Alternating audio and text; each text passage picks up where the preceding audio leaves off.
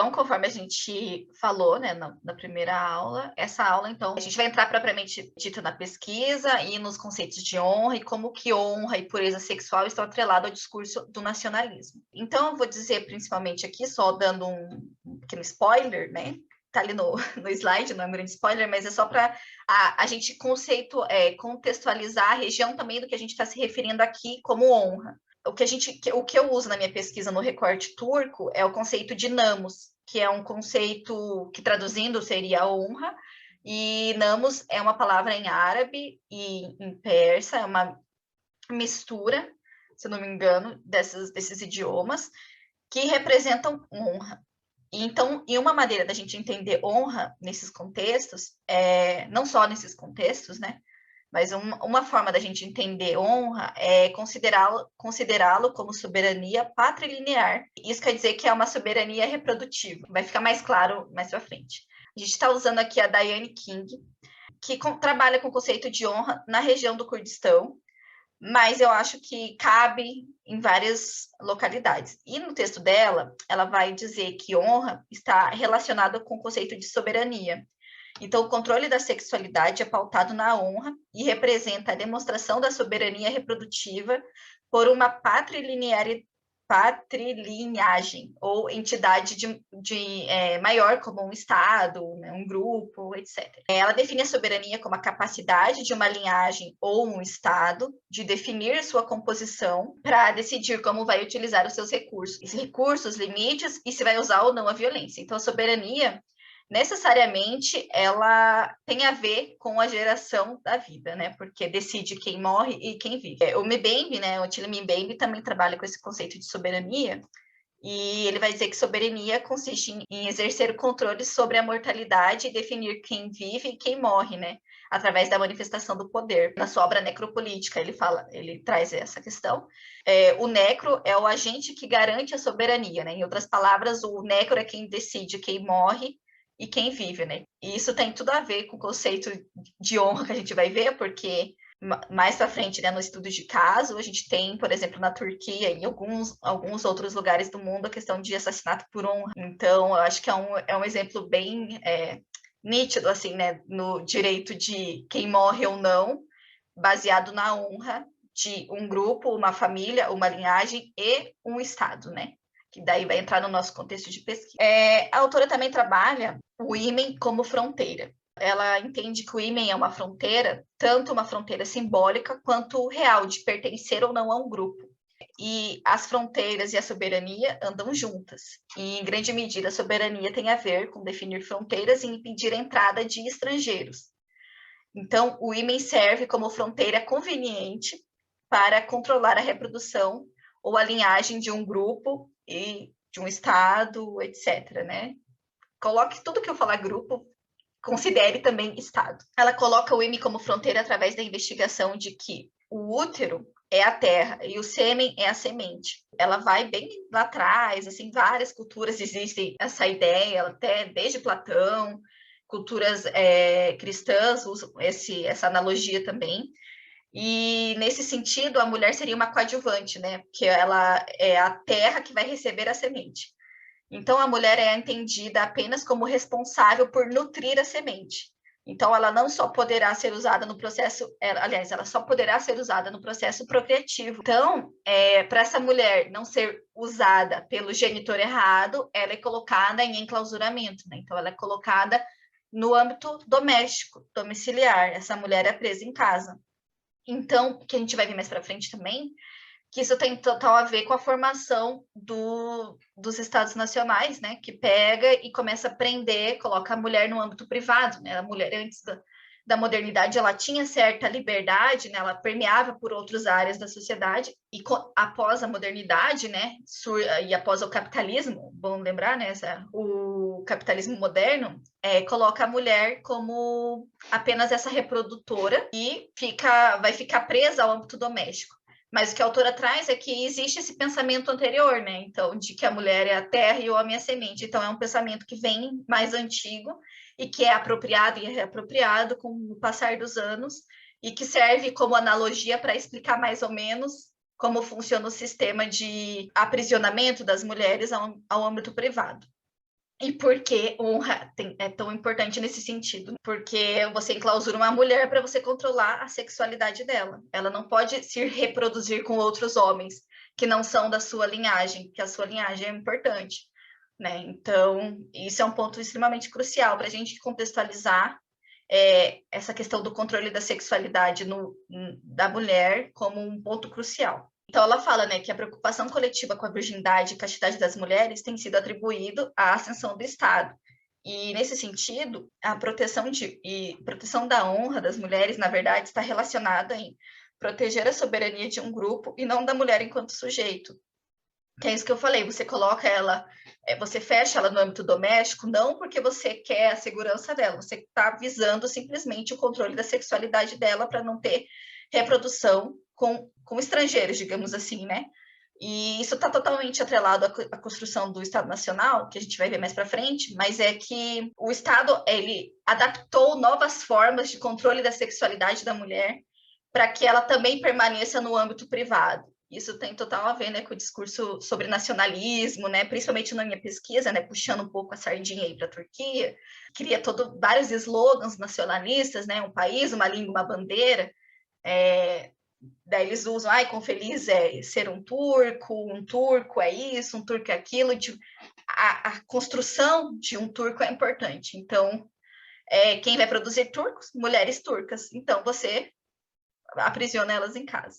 Aí a gente também pode explicar a honra. O Ahmet Beyzad é um escritor turco. Ele conceitualiza a honra dizendo que ela está ligada ao corpo físico da mulher. E percebe-se que está associada ao corpo físico da mulher e percebe-se que as mulheres não têm controle sobre os seus próprios corpos e sexualidades. Embora essa concepção de honra esteja alojada no corpo casto e obediente de uma mulher, ela é carregada no rosto de seus parentes, de um grupo maior de parentesco, grupo, clã e estado. Então, embora a castidade esteja na mulher, né, a virgindade e tal, a virgindade dessa mulher representa todo um conjunto étnico, né, ou um grupo, ou um estado, né? Então, essa mulher casta e pura representa toda uma comunidade. O autor também traz que a castidade de uma mulher, né, consiste em seu estado virginal. Isso implica necessariamente que ela e o corpo não pertencem a ela, mas à sua comunidade. E então que ela não tem direito a reivindicações próprias, né, de sua vida, existência e sua própria sexualidade. Portanto, porque ela é do grupo, né? A sexualidade daquela mulher representa um grupo. E, portanto, o ethos patriarcal baseia o seu conceito de honra e a justificação de assassinatos por honra no corpo biológico de mulheres, bem como justificativa para testes de virgindade forçados, que também acontecem em várias regiões do mundo. Esses aqui são pequenos exemplos, né, para a gente entender como que controla quando a mulher não é casta, digamos assim, né, quando ela não obedece a esses princípios que são de castidade para representar um grupo em específico. Indiferente se ela foi estuprada ou por vontade própria, ela resolveu não ser casta, ela desonrou um grupo, um clã, uma família, um estado, ela vai ser culpada. Isso pode resultar em crimes de honra e também testes de virgindade forçados. Em vários contextos que a gente vai trazer aqui, a gente vai observar que existem maneiras diferentes de controlar os corpos das mulheres. Então, na Índia tem um contexto, na Turquia tem outro contexto, mas só para dar como exemplo. A autora também alega que a honra de um homem depende da sua capacidade de controlar a mulher dele. Então, que está atrelado, né, essa questão do crime de honra, mas também está atrelado ao conceito em si de honra que representa todo esse grupo. Um homem honrado, ele protege a honra de sua mulher, ou da mulher que pertence a ele. Lembrando que essa mulher está no âmbito privado, né? Então, ela está no âmbito privado porque ele está protegendo a honra dela de, sei lá, inimigos. Inimigos. Um desvio de norma, né? Isso, essa é a palavra.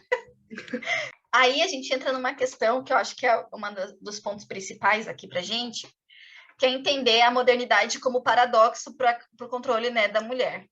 A gente tem a Rita Laura Segato, que a gente apresentou lá na primeira aula, que ela é uma antropóloga, mas ela busca, né, evidências históricas, isso ela dizendo, né, ela diz que tem evidências históricas, né, para acreditar que anterior ao período colonial moderno existia formas de opressão contra mulheres diferentes. Ela considera que existe um patriarcado de baixa intensidade e que esse patriarcado ele foi alterado, ele mudou conforme as colônias tiveram contato, as colônias não, né?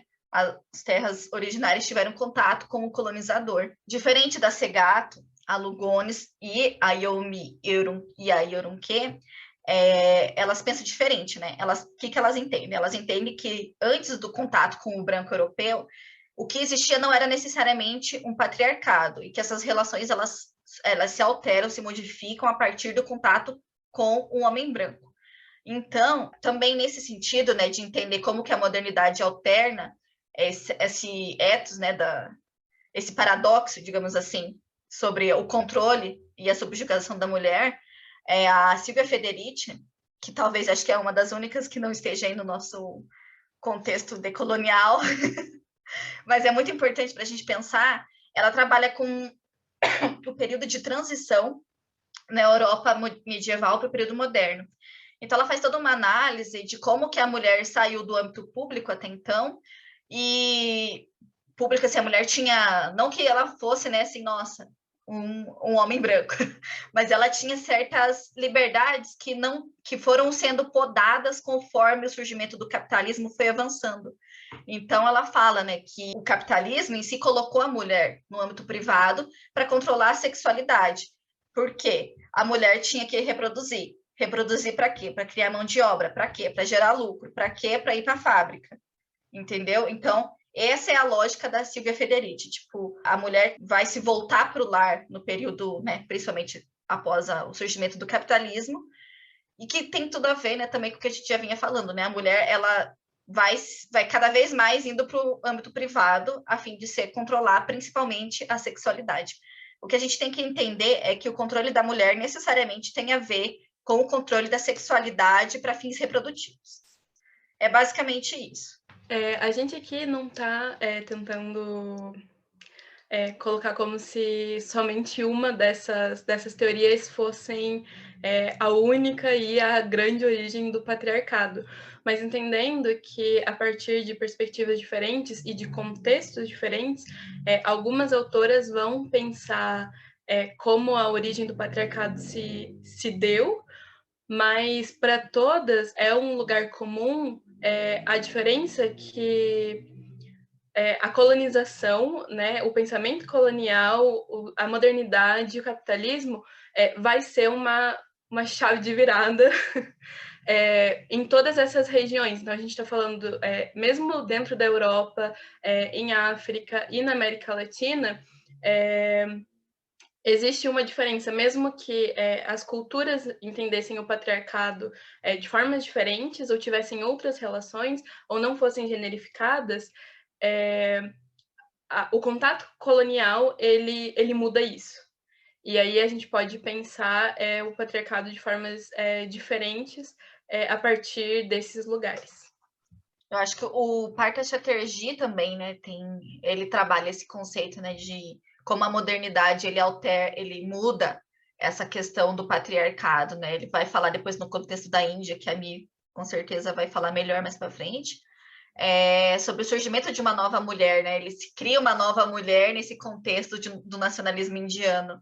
E isso não é um recorte muito, não é uma exclusividade da Índia. Isso é aplicado, né? Isso acontece em vários lugares, né? Na Turquia isso acontece também. Então a gente precisa pensar muito de como, por exemplo, lá no começo a gente falou, né? Os estudos decoloniais que entende o surgimento da modernidade a partir da hora que o primeiro homem branco pisa na América Latina, tem tudo a ver com isso, porque é a partir desse enfrentamento, né, do homem branco com o homem não branco que surgem essas questões, que isso vai se modificando, né? Porque quem conversa, quem dialoga com o homem branco é o homem originário, né? Digamos assim, é o homem indígena, o homem africano, o homem indiano. É uma relação entre homens, né? Então a gente tem que entender que essas relações elas vão se alternar porque é uma relação que vai ser dada através de homens, né? Então, o que a gente quer dizer com isso é que, sim, todos esses autores, eles não têm necessariamente o mesmo ponto de vista sobre o surgimento do patriarcado, nem nada como a Mi estava explicando, mas todos apontam para o surgimento da modernidade capitalista como um ponto de virada e um ponto essencial para a gente entender como o sistema de opressão das mulheres ele vai surgir, ele vai se modificar de uma forma muito mais intensa do que existia anteriormente. Por exemplo, a Laura Segato, né, a Rita Laura Segato, ela entende que existia, então, esse patriarcado de menor intensidade. E isso vai ser adaptado, isso vai ser reformulado, digamos assim, dentro do contexto moderno dos Estados nacionais, que é o que a gente pretende, né, abordar aqui. E nesse sentido, a gente pode apontar, destacar, então, né, o papel fundamental do Estado como representante dos valores da modernidade capitalista, que foi construída sobre base desigual entre raça e gênero e classe. Então, o Estado-nação é uma instituição patriarcal que aprimorou os mecanismos de controle dos corpos feminilizados, né? E esse termo feminilizados, porque a gente também vai entender, não se aplica aqui na nossa pesquisa, mas é que não só corpos de mulheres, né? Mas também corpos feminilizados que seriam homens que estariam fora da norma, né? Ou pessoas, num geral, fora da norma padrão de sexualidade binária trazido pelo homem branco. Daí a gente vai entrar aqui numa questão que é justamente o ponto central da pesquisa. Chegamos no ápice da nossa pesquisa, que é as novas formas de opressão do Estado-nação. E daí a gente vai trabalhar com a teórica Vina Das, que a gente apresentou para vocês lá no começo da aula também. Ela tem pesquisas muito relevantes sobre gênero e nacionalismo no contexto indiano. Ela desenvolveu uma teoria que ela chama de honra nacional a partir, né, da partição da Índia e do Paquistão, e ela fala, né, em diversas obras sobre como esse movimento, acho que não é nem um movimento, é uma guerra, né, a guerra de partição da Índia, ela foi extremamente violenta para as mulheres, né, então ela tem o texto dela de 2006, ela fala, né, que era um tatuado, né, nas genitálias das mulheres, viva o Paquistão ou vitória para a Índia, as mulheres eram raptadas, sequestradas, estupradas, eram levadas para o Paquistão, era trazido do Paquistão, eram levadas para a Índia, trazido da Índia, era um caos. Isso era muito comum nessa época. E daí, a partir disso, os diálogos que ocorreram depois da partição entre Paquistão e Índia era vamos recuperar as nossas mulheres, porque essa é uma questão de honra. Vamos recuperar a honra da Índia ao recuperar as mulheres. Só fazendo um parênteses para quem, né, não está habituado à história da Índia nesse momento, quando a gente está falando da Índia antes da independência, a gente está falando de todo o subcontinente indiano. Então, entra uma parte do Mianmar, entra o Paquistão, o Nepal também era considerado, e Bangladesh, que primeiro virou Paquistão Oriental e depois virou Bangladesh. Mas o que acontece? Em 1947, a gente tem a independência do subcontinente com a Inglaterra, essa separação, e é feito um processo de divisão do território do subcontinente. E aí, lembrando que a gente estava falando do orientalismo antes, e de se pensar a Índia em primeiro lugar a partir da religião, é feita uma divisão pela religião. Então, uma parte é dada a um grupo muçulmano e o resto ficaria com as comunidades hindus, budistas, jainistas, que eram anteriores, né, à islamização do subcontinente.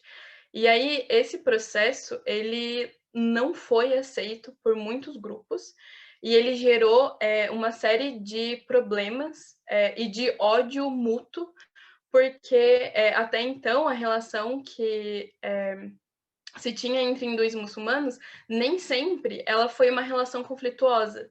Mas a partir do momento que você divide o território, se cria esse pensamento de, principalmente no lado hindu, de, opa, os muçulmanos, eles roubaram o nosso território, eles dividiram a nossa nação, que era todo o subcontinente, e aí existe uma mágoa contra os muçulmanos, e aí, aliado a isso, existe a questão da religião. A partição de 1947 não é a primeira partição que aconteceu na Índia.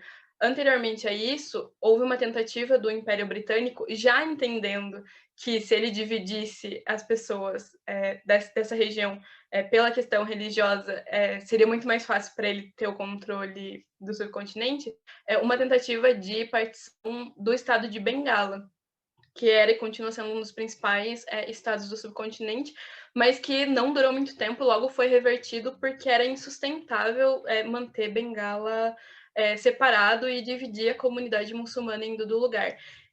Mas aí, com a independência, a partição é feita, e aí você tem a migração, assim, milhões de pessoas que estão em regiões diferentes, tanto hindus quanto muçulmanos, que vão migrar para os seus novos países, que até então não eram países. E aí, nesse contexto, a mulher, como sempre o elo mais fraco nessa escala de subordinação, acaba sendo as que mais são afetadas e sofrem com toda a violência que esse processo inteiro acaba causando, que é justamente o tema de pesquisa da Vina Das. Mas voltando aqui então para a questão, né, da construção da honra da Índia e recuperar as suas mulheres, a Vina Das ela vai dizer que a recuperação dessas mulheres não necessariamente estava baseada no conceito de cidadania, né? De, tipo, cidadãs indianas foram raptadas, estupradas e tudo mais. Não, era mais tinha mais a ver com recuperar as suas mulheres para aquilo que a gente está falando de honra, né? Mas seria recuperar as mulheres como seres reprodutivos e sexuais. É basicamente isso, não tinha nada a ver com uma questão de nossos cidadãos e tudo mais. Eu acho que o ponto não era esse. Eu acho não, a Vinadass está dizendo, né? Não só, essa questão da honra é tão importante que acontece na Índia digamos, nessa troca de mulheres, em que a Índia requer as mulheres hindus e o Paquistão requer as mulheres muçulmanas. Muitos estados hindus eles se recusam a entregar as mulheres, justamente pela questão da honra e de que essas mulheres muçulmanas estariam mais seguras e protegidas e viveriam vidas mais dignas em famílias hindus. Então é bem isso, né? Não é simplesmente vamos resgatar os cidadãos indianos que foram sequestrados, raptados, etc. A gente tem que entender e localizar que o Estado é esse perpetrador das desigualdades de gênero. Desde a sua fundação, o Estado, quando ele surge, ele é masculino. Ele é formado por homens com um pensamento extremamente patriarcal que visa sempre controlar e vigiar as mulheres. Isso aconteceu em vários lugares, principalmente assim, no nosso contexto, digamos assim, pós-colonial, né? Mas isso acontece no mundo inteiro, porque o Estado em si é uma estrutura patriarcal. A gente pode chamar o Estado de masculino mesmo, é um homem, o Estado ele é um homem. Então, a gente tem que pensar nessa estrutura a partir desse ponto de vista, para entender o que está sendo reivindicado em cada situação. A Vinadass, ela também vai dizer que existe, então, um contrato social da nação, que é masculino e patriarcal, e que esse controle tem, por excelência, a preservação da pureza da população através de contratos sexuais. Desculpa, eu estou um pouco rouca. A autora diz que existe, então, um contrato social da criação da nação, se tornou um contrato entre homens concebidos como chefes de família, que, para além disso, né, as famílias não está no domínio privado, ele faz parte do domínio público, visto que a soberania do Estado continua a regulamentar a vida familiar. Aquilo que a gente falou sobre o próprio conceito de honra, que tem a ver com soberania, né? Então, ver como que esses conceitos, eles se entrelaçam, né? A soberania do Estado, a soberania familiar, ou de um clã, de um Estado, ou de um grupo, e a soberania familiar, que é essencial, né? O Estado, ele planeja a família e ele regulamenta a vida da família, ele desenvolve mecanismos para manter uma vida familiar, digamos assim, né? Então, conforme a gente vai vendo ao decorrer do curso, isso vai ficando cada vez mais nítido, conforme isso vai se aplicando nos nossos contextos. Para dar um exemplo bem nosso, é só a gente pensar na questão da família tradicional brasileira, nuclear, pai, mãe, 2, 3 filhos ali, que a gente sabe que não corresponde às famílias brasileiras, mas que existe esse projeto nacional de se manter, de se reproduzir esse tipo específico de família. Então, isso é algo que a gente pode perceber muito próximo da gente também. Então, aqui eu vou falar um pouquinho do contexto da Turquia rapidamente, mas só para entender, porque as mulheres, elas são, que esse texto são de duas autoras turcas, que elas estão falando da Turquia, mas é que ele se aplica ali muito bem ao que a Vina Das também está dizendo, e que é o que a gente está tentando explicar nesse curso, né? As mulheres são colocadas em posição de educadoras dos preceitos republicanos, né? A mulher, então, ela é colocada nesse âmbito privado, desculpa, porque ela vai ser a educadora, ela vai gerar um filho patriótico, ela vai educar esse filho com preceitos republicanos do Estado, que ela está inserida, né? Seja Índia, seja Turquia. E o papel fundamental dessa mulher é disseminar os valores do Estado. Nessa ótica, né, a mulher possui um papel instrumental dentro do republicanismo, e o seu maior dever de cidadã, entre muitas aspas, seria, né, confundido então com o seu papel de mãe e seu papel para com o marido. Então, uma mulher ela só é reconhecida como cidadã se ela estiver inserida dentro da lógica familiar, num papel fundamental que é ensinar por quem se deve morrer, que é pelo Estado. Isso faz muito sentido no nosso contexto de pesquisa, tanto na Índia como na Turquia. Existe muito essa narrativa do se tornar um mártir, de morrer pelo Estado, representar o país. Então, tem todo... Eles utilizam a mulher, instrumentalizam a mulher para esse discurso. Então, a mulher, ela serve para fins reprodutivos, né? Ela vai gerar homens patrióticos. Essa é a grande questão.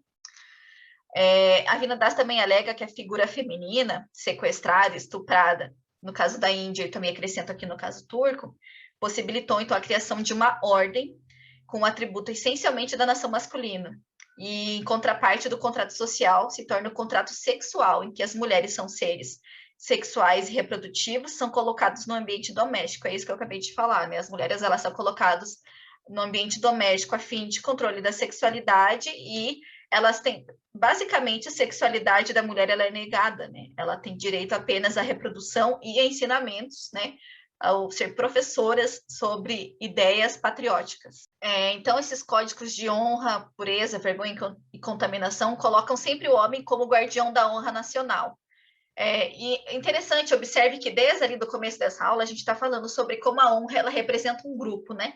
Então, inicialmente ali, né, antes, né, representava ali um pequeno grupo, um clã, depois vai mudando, uma linhagem familiar, e por fim o Estado, né? Então, o homem, ele é o guardião da honra do Estado, que está na mulher, pela a sua possibilidade de reprodução. Os conceitos que a Vina traz sobre nação pura e masculina, elas se aplicam, né, no nosso contexto de pesquisa entre Índia e Turquia por pautar o controle da sexualidade feminina, conforme a gente vai demonstrando ao decorrer do curso. Esses mecanismos de controle, eles são dados de diferentes formas, né, nos mais diferentes lugares. Mas, por exemplo, eu posso citar aqui o exemplo da Turquia, que foi proibido nos inícios dos anos 2000. Ainda não tenho dados, né, se continua acontecendo, mas eram realizados exames de virgindade, né, nas meninas. E, ao contrário do que se imagina, não era uma coisa puramente familiar, né, não era um pai que falava, olha, faz um teste na minha filha, o que já é bem problemático. Era, geralmente, a gente vai ver lá no caso turco, né, mas eram agentes do Estado realizavam esses exames, existiam médicos que eram especializados em fazer exames para determinados cargos públicos, existiam certas recomendações, e essas recomendações eram, a mulher precisava ser virgem. Para como que vai saber? Fazendo o teste de virgindade.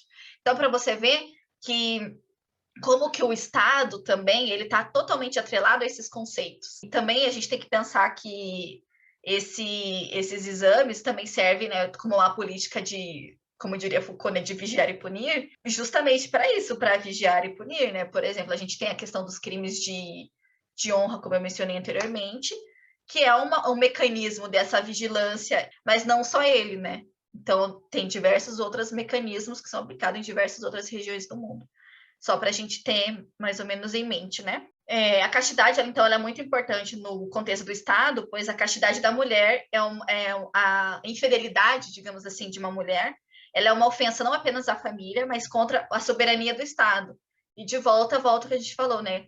A honra como soberania, né? Que representa um Estado, representa um grupo. Então, ao longo dos últimos anos, né? A gente teve aí diversas contribuições de feministas decoloniais, pós-coloniais, subalternas, e outras tantas vertentes, né? A gente não está aqui defendendo uma única vertente, a gente está mostrando que existem vertentes diferentes, com pontos de vista diferentes, mas que possuem aí um elo comum, que é a virada, né?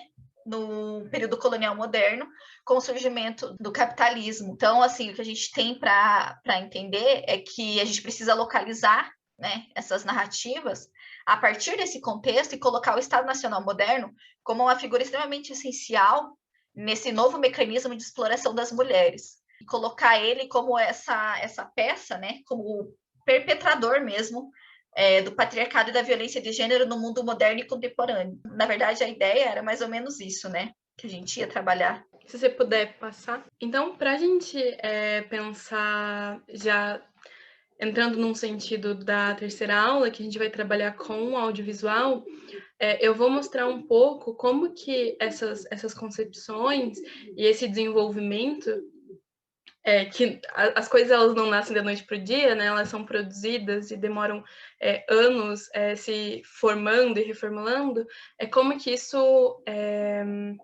foi passado dentro da produção cultural, né?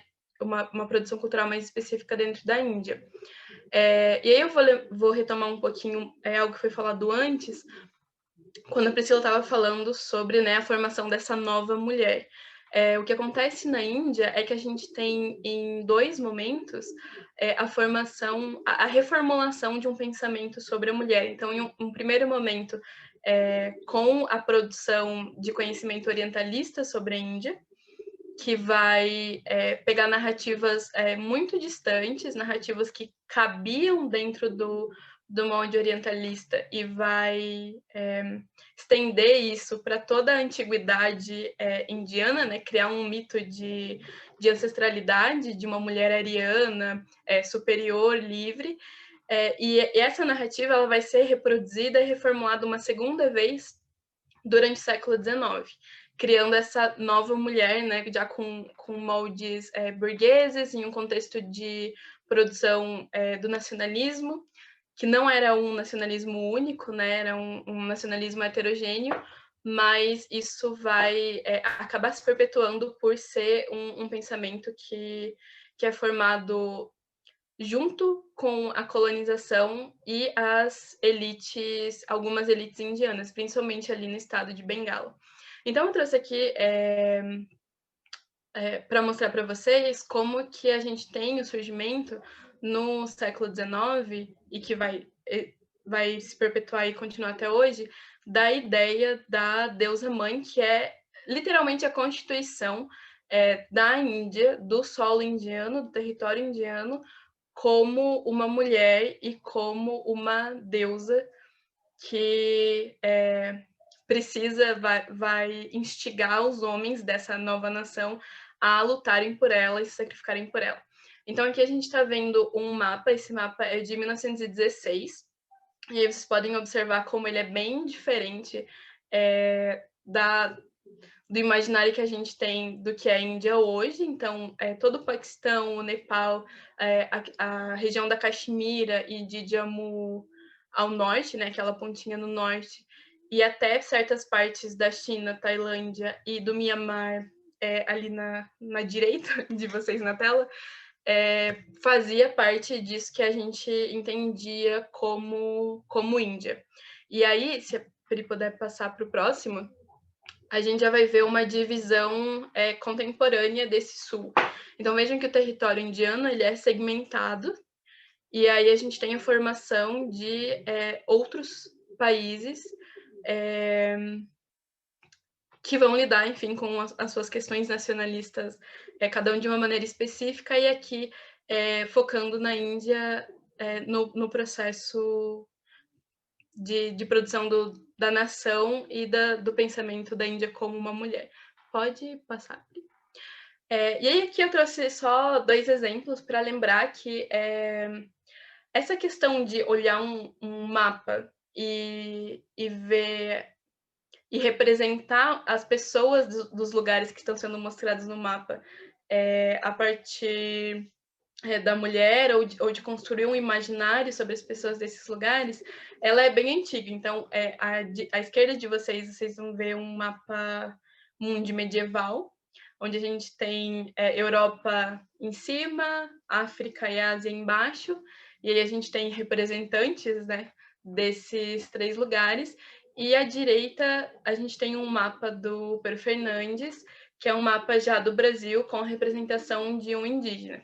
Então, esse pensamento de você olhar para um mapa e ver, né, não é nem só um pensamento, é a materialização, né, de uma forma de pensamento, ela é bem comum desde o começo da produção da ciência cartográfica partindo da Europa. Pode ir para o próximo. Isso. Aí eu trouxe aqui algumas outras imagens que vão mostrar que mesmo quando a gente não tinha a representação cartográfica, ou seja, um mapa, a gente tinha representação de certas regiões a partir da corporificação em principalmente mulheres. Então, esse é um frontispício, né, a abertura de um livro do Ortelius, e a gente tem em cima a Europa, a gente tem os globos atrás dela, e a posição de cada personagem é muito significativa, né? Mesmo para perpetuar um pensamento. E embaixo, os novos continentes que estão em processo de começar a ser colonizados, né? Essa é uma imagem de 1570. Deixa eu ver, pode passar? Aí aqui, já no século XVIII, a gente tem uma imagem, uma pintura que foi encomendada pela Companhia das Índias Orientais. Então, a Índia já estava sob governo colonial.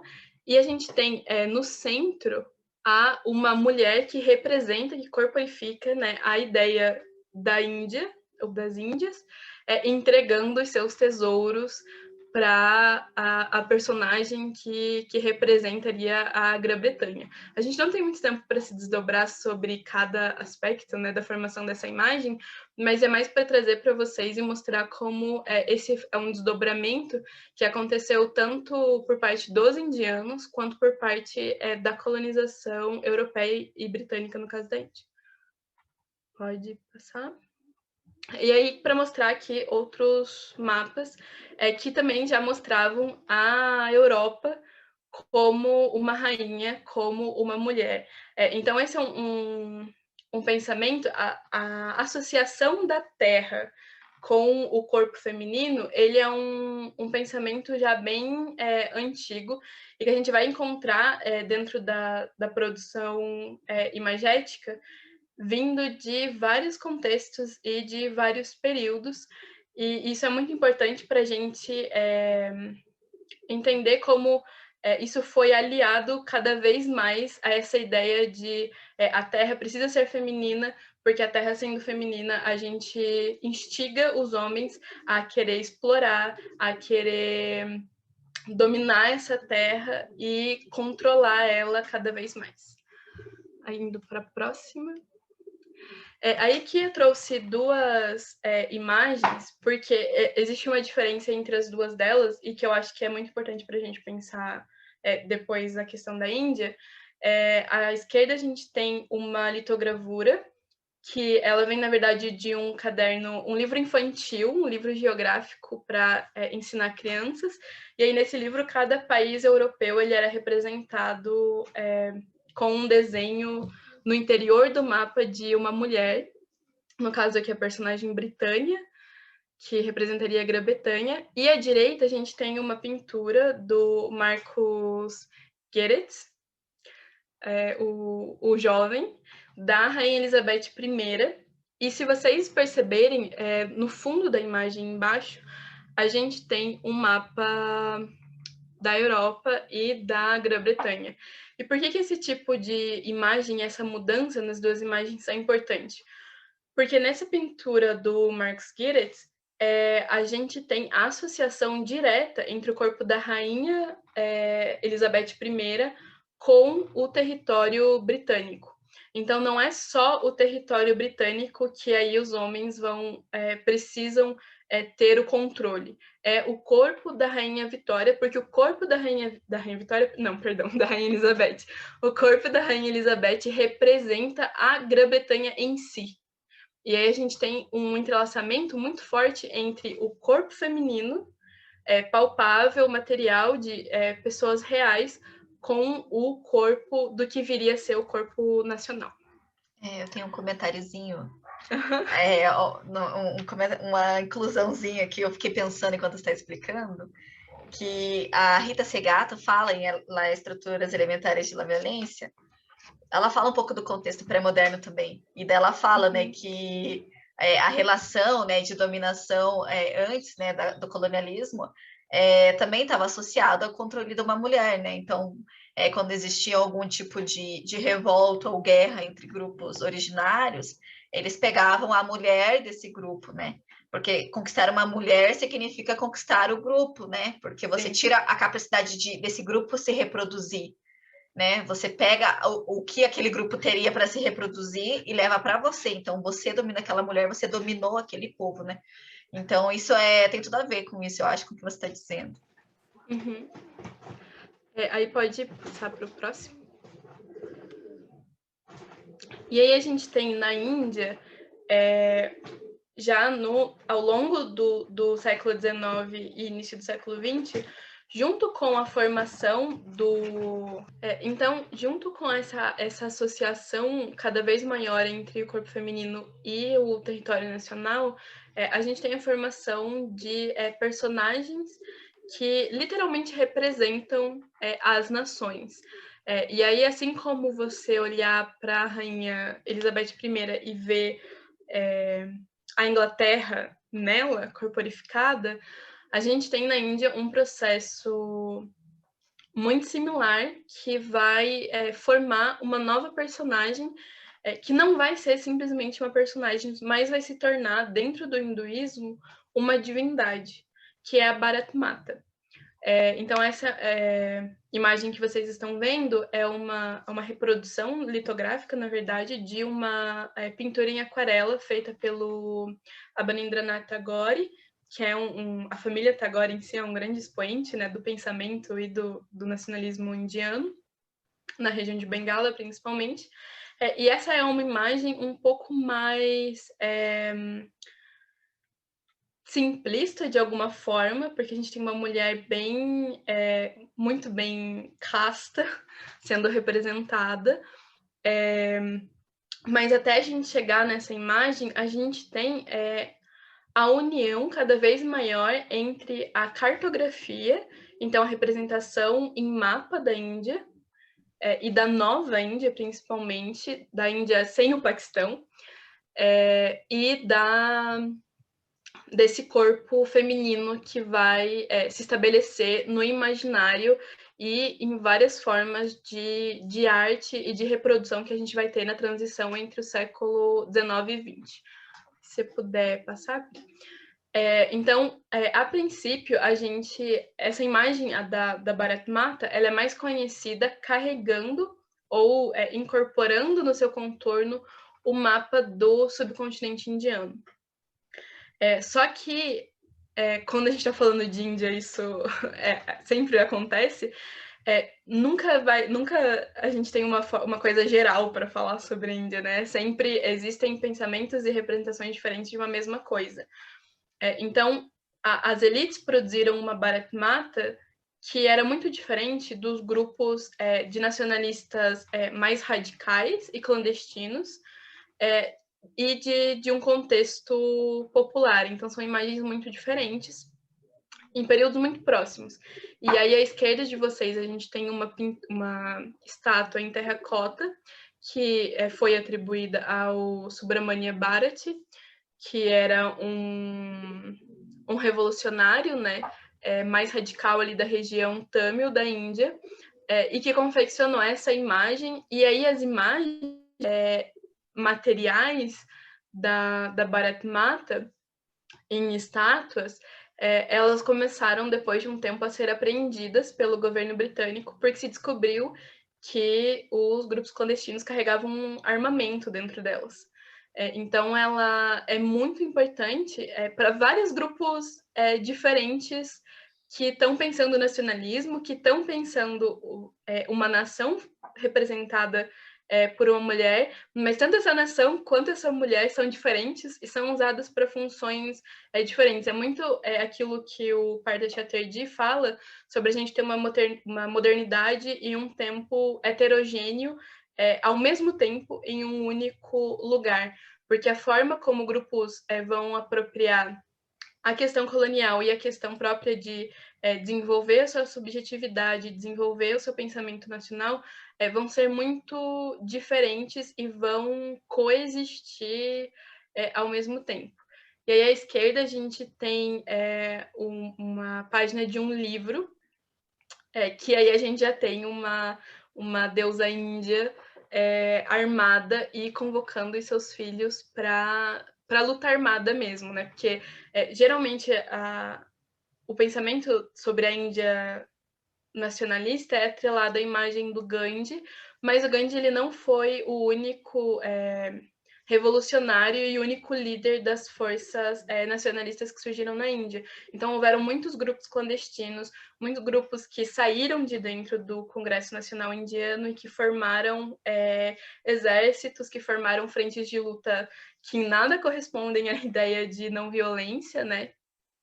Que está ali incorporado na imagem do Gandhi, e que vão reproduzir essas imagens de formas diferentes. Aí você pode passar. Aí aqui a gente tem duas questões que eu acho importante de se falar. Vocês podem ver que nessa imagem à esquerda, a Bharat Mata está um pouco diferente. A bandeira que ela está segurando também é um pouco diferente, porque existe dentro do nacionalismo indiano o chamado movimento açafrão, que é um movimento nacionalista hindu. Etnicamente hindu e religiosamente hindu. E esse grupo ele vai se apropriar da imagem da deusa Índia e vai cada vez mais atrelar ela a esse projeto de uma Índia retornando ao território antigo, então querendo retornar o território do Paquistão para a Índia e exigindo também a expulsão dos muçulmanos, enfim, entra em vários outros conflitos e outros objetivos nacionalistas que eles tinham, mas que também vai se apoiar nessa imagem de uma mulher com características que representem eles. Então, a pele mais clara, essa cor vermelha, laranja, amarelo, né?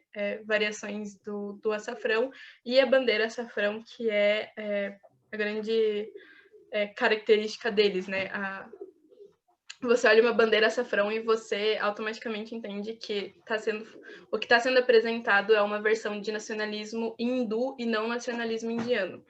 E aí, à direita, a gente tem uma representação que já é de 1978, que não tem a imagem da mulher, porque a imagem dessa mulher ela já ficou implícita, já se entende que a Índia é uma mulher, já se entende, né, os limites do território e as novas reivindicações de território, né, o conflito Caxemira, Jammu, ao sul também.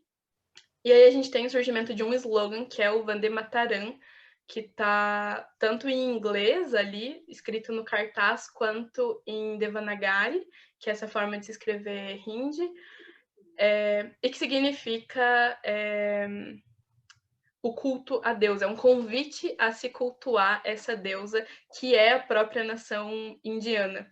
Então, essa imagem ela vai se reproduzir a todo momento e vai estar juntinho com essa formação da nova mulher indiana, que tem, enfim, um molde mais influenciado pelo colonialismo, pela mulher burguesa europeia, que também vai estar atrelado a esse enclausuramento da mulher no território do lar, digamos assim, como a Priscila vinha falando, e que vai diferenciar essa mulher das outras mulheres.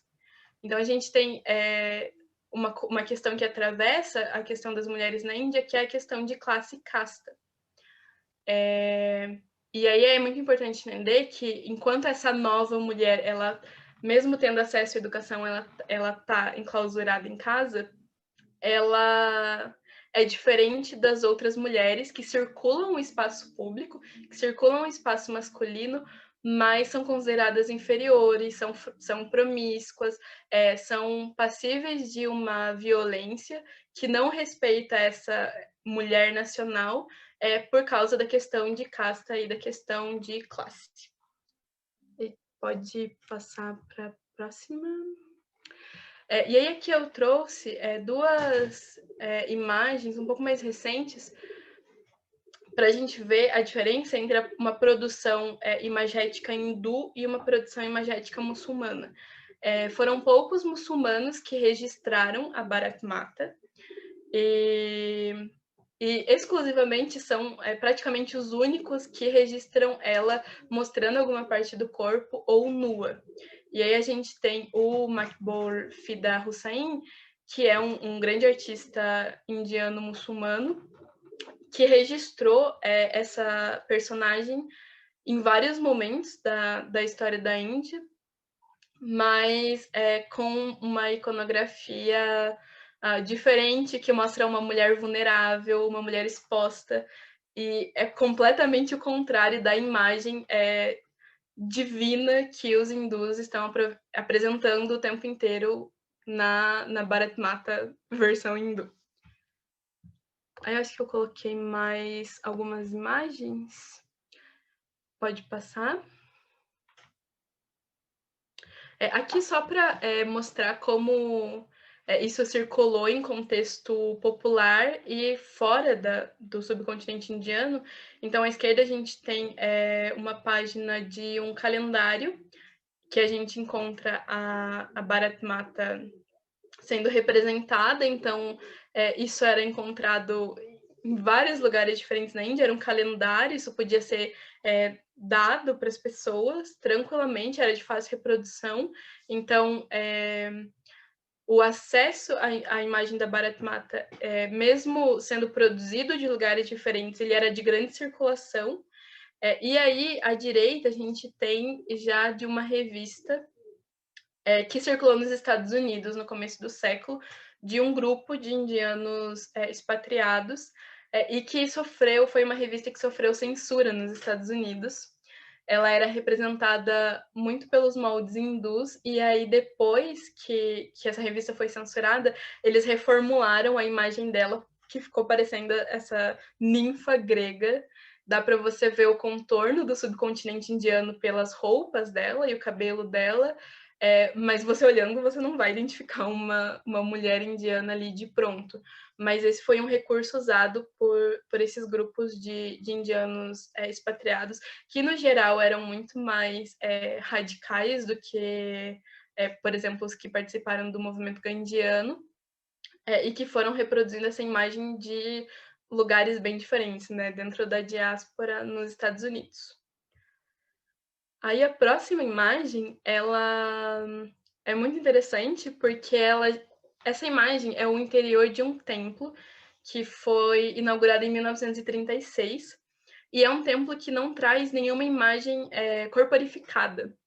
Então, é um templo para a Bharat Mata, né, que é a deusa índia, a deusa mãe, que a gente encontra um mapa da Índia dentro. E eu acho que isso é muito simbólico de tudo que a gente está falando aqui no curso, sobre essa associação entre o corpo feminino e a nação, e a produção do nacionalismo, de novas formas de opressão do corpo feminino, e também a produção do Estado-nação.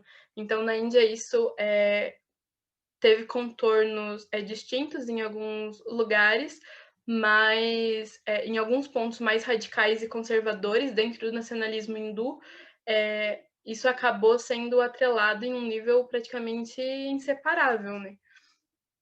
E aí a gente tem literalmente um templo que foi erguido para essa nação e que está de pé ainda hoje, e as pessoas podem visitar e cultuar a nação nesse lugar. Aí os últimos slides que eu coloquei, eles são só para mostrar que isso não é algo, né, específico da Índia. Então, essa criação da mãe de um país, representado por uma mulher, ela aconteceu também no Egito, no Irã. Esse é uma imagem da Mother Irã, não sei como pronunciam agora, mas que também foi uma imagem de grande circulação. E isso também aconteceu no México, por exemplo, com a Nossa Senhora de Guadalupe, é uma associação entre essa imagem santificada da mulher e a nação. E a última eu coloquei um mapa do Paquistão, que é mais uma observação sobre como os mapas eles também representam disputas. E aí aqui a gente tem um mapa do Paquistão, que é um mapa de circulação hoje, e que na parte superior, se vocês observarem, traz toda a parte da Caxemira, toda a parte indiana da Caxemira anexada como se fosse um território paquistanês. Então, acaba sendo um triângulo que em cada ponta a gente tem a cartografia, a gente tem a disputa territorial, a gente tem a mulher e a gente tem o Estado lidando e manipulando tudo isso. No fim,